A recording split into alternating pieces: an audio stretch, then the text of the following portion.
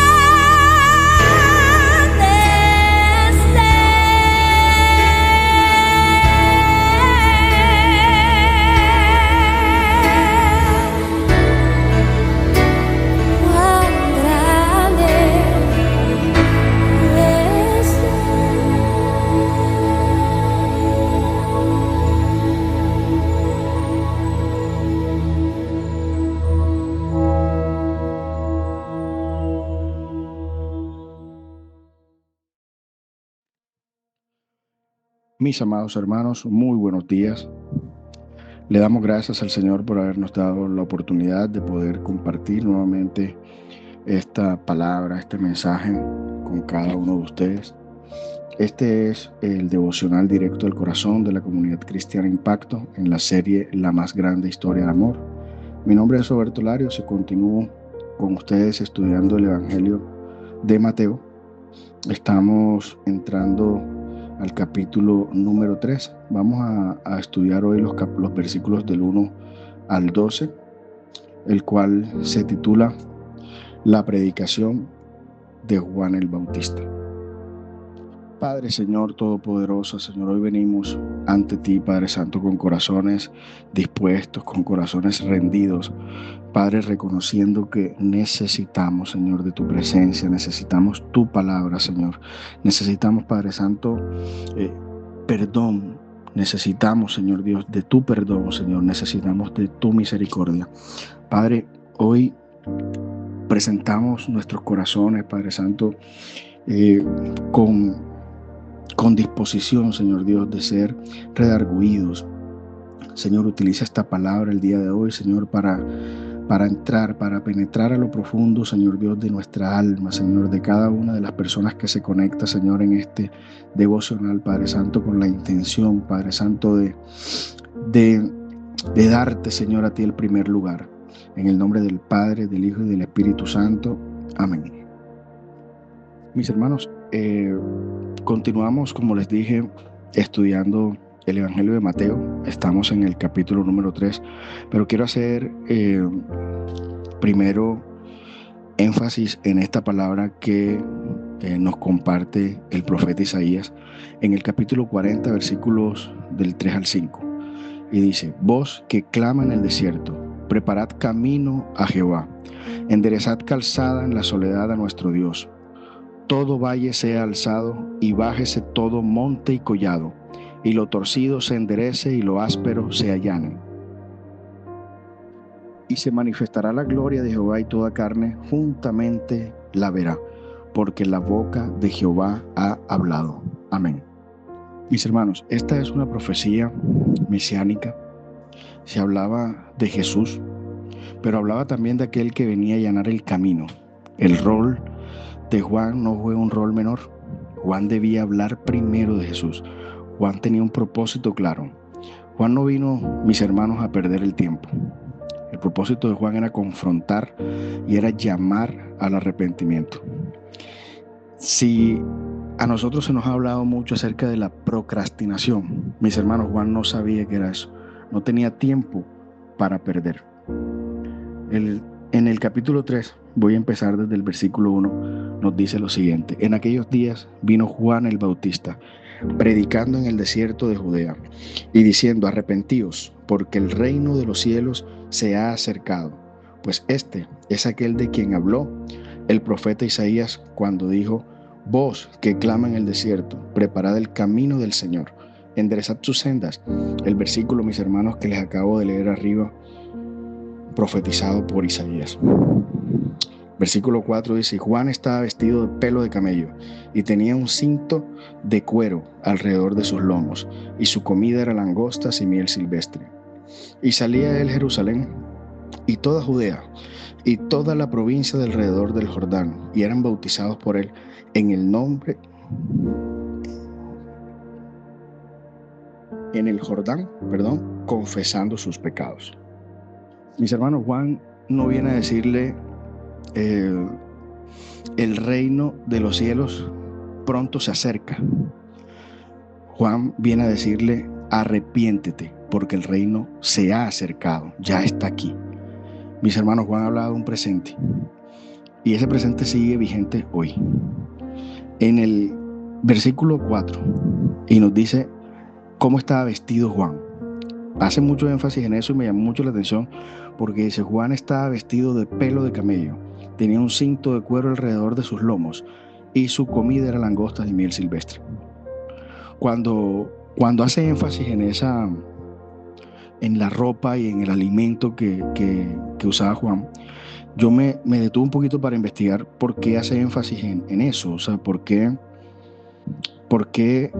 ¿Cuál era la diferencia entre esa vestimenta que usaba Juan o esa comida de la cual se alimentaba pues de la época? ¿O qué era? ¿Por qué él era único en eso? ¿O qué?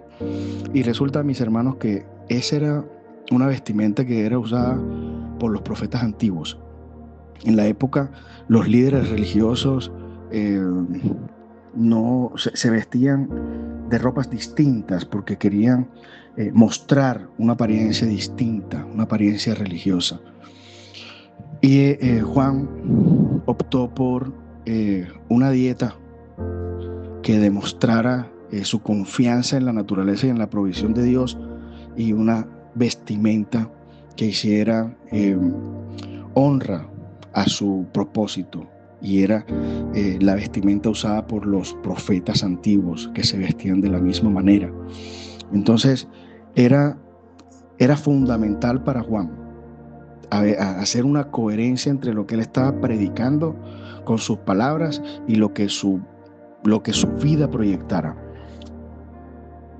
Mis hermanos, me llamó mucho la atención porque muchas veces nosotros quizás hemos compartido mensajes acerca de la predicación de Juan, hemos leído, nos han compartido prédicas, quizás hemos leído libros.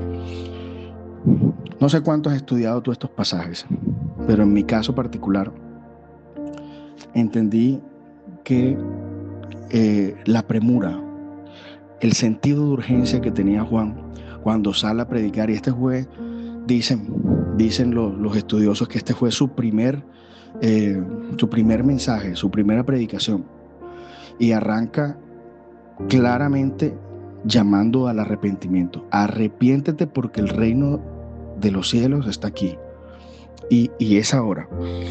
Cuando en el versículo 7 nos dice: al ver el que muchos de los fariseos y de los saduceos venían a su bautismo, les decía: generación de víboras, ¿quién os enseñó a huir de la ira venidera? Haced pues frutos dignos de arrepentimiento, y no penséis decir dentro de vosotros mismos: a Abraham tenemos por padre, porque yo os digo que Dios puede levantar hijos a Abraham aún de estas piedras. Y ya también el hacha está puesta a la raíz de los árboles. Por tanto, todo árbol que no da buen fruto es cortado y echado en el fuego. Mis hermanos, Juan no vino a agradar. Juan no vino a decirte palabras bonitas. Juan no vino a decirle a la sociedad del momento palabras bonitas. No vino a decirle profecías de prosperidad. No, mis hermanos, su propósito era distinto. Su propósito era el arrepentimiento, porque había una urgencia. Entendiendo un poco la época, Juan tenía unos 6 meses, era mayor unos 6 meses que Jesús, pero tenía su propósito claro. Más o menos los varones que se dedicaban al liderazgo espiritual o religioso en la sociedad judía iniciaban ministerios a eso de los 30 años. A esa edad más o menos inició Juan, y lo que tenía, mis hermanos, era 6 meses para poder dar un mensaje contundente para preparar el ministerio que iba a iniciar Jesús. Entonces no era tiempo. Piensa como lo hice yo en este momento y como lo estoy haciendo ahora. ¿Cuántos años tenemos con un proyecto en la cabeza? ¿Cuántos años tenemos de haber decidido dar el paso de servicio, de entregar nuestro servicio a Dios, de tomar una decisión radical por el Señor, por nuestra vida, por nuestras familias?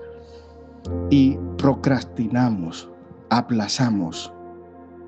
Juan tenía 6 meses para poder hacer un mensaje que fuera contundente, una predicación que fuera contundente y que allanara el camino de Jehová, el camino de Jesús que él tenía que allanar, el cual era su propósito mayor.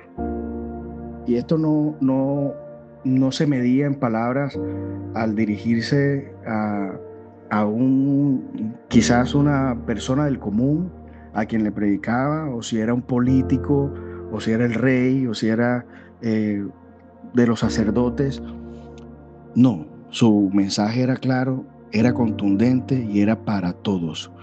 En el versículo 11, Juan dice: yo a la verdad os bautizo en agua para arrepentimiento, pero el que viene tras de mí, cuyo calzado yo no soy digno de llevar, es más poderoso que yo, y él os bautizará en Espíritu Santo y fuego.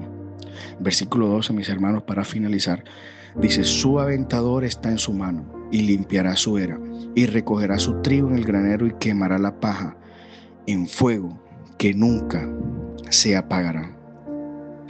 Mis hermanos, el mensaje no era una invitación, digamos, suave, no, era un llamado urgente que confrontaba desde lo más puro, desde lo más íntimo de cada ser.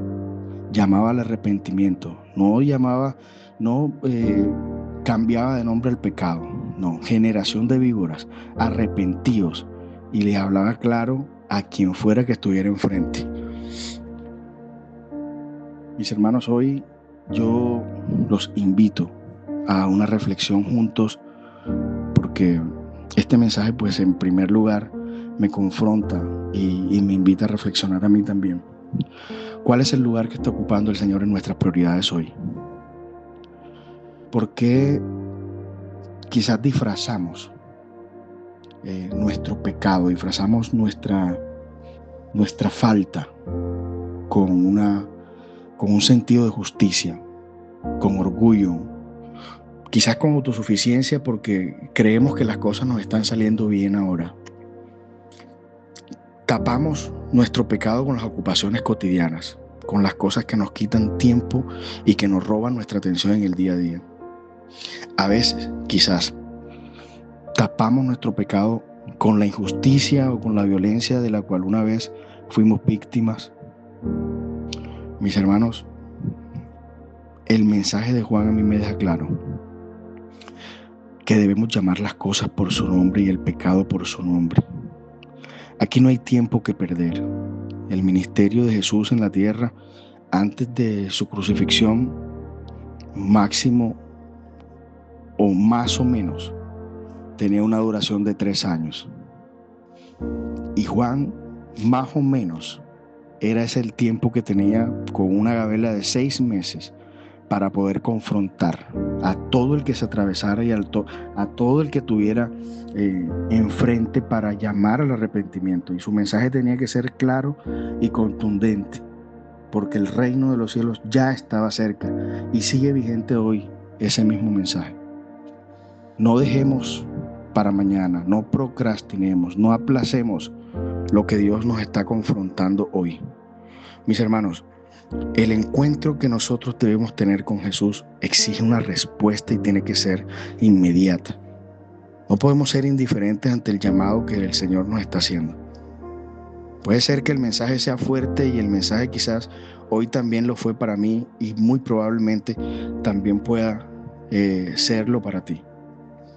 El mensaje puede ser incómodo, pero el mensaje Juan lo trajo porque lo tenía que dar. Juan, mis hermanos, vino a allanar un camino, no vino a hacer cómodo un mensaje para nadie. Eso le costó su vida. Confrontó al rey de la época por su pecado y como pago recibió la muerte, pero no tenía tiempo que perder. En su tiempo hizo lo que le correspondía. Entonces, mis hermanos, es una invitación. ¿Cuánto tiempo tenemos? Y reflexionemos con esa decisión que tenemos pendiente por tomar, por ese servicio que tenemos que entregar, por ese pecado que tenemos que erradicar de nuestra vida, que tenemos que primero reconocer, confesar. ¿Cuánto tiempo tenemos? Porque el reino de los cielos ha llegado. Padre, te damos gracias, Señor, por tu mensaje de confrontación, Señor, porque, Señor, entendemos, Señor, que has planificado, Señor Dios, desde el principio, Señor, el perdón, Padre Santo, desde el principio, Señor Dios, la salvación para todos.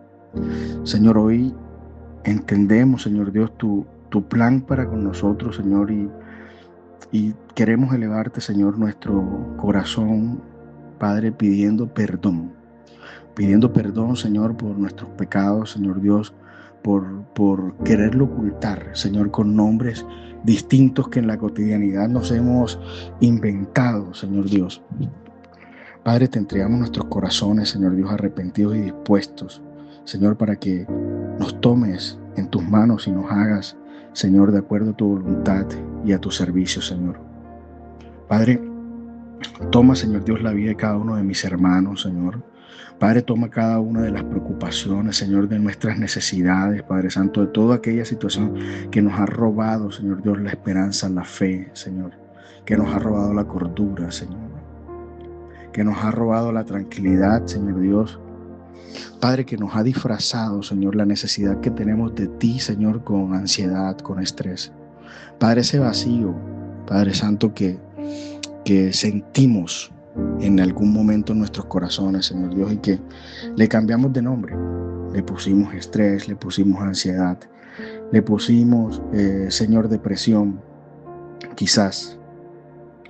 Pero, Señor, es ese espacio, Señor, que te corresponde totalmente. Señor, te entregamos nuestras vidas en este momento, Señor. Haz tu voluntad, Señor, y enséñanos a menguar para que tú crezcas. En el nombre del Padre, del Hijo y del Espíritu Santo. Amén.